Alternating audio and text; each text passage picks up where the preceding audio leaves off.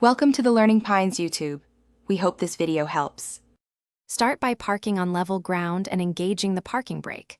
Identify whether you need the low beam, H11, or high beam, 9005, replacement.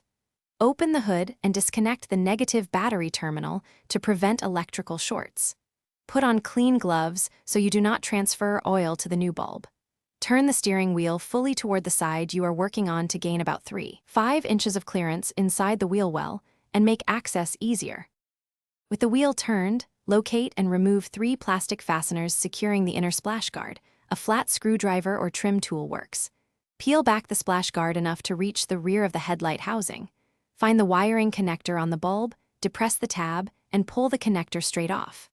Grip the bulb socket, then rotate it counterclockwise about 1/4 turn until it releases and pull the bulb straight out.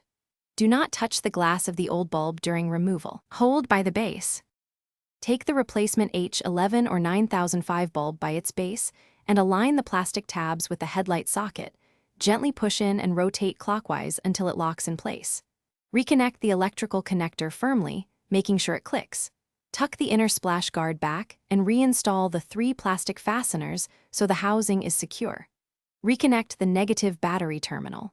Turn on the headlights and verify low and high beams operate correctly. If the beam looks off, adjust the headlight aim per vehicle specifications before finishing. Thanks for watching. Consider subscribing if we helped you.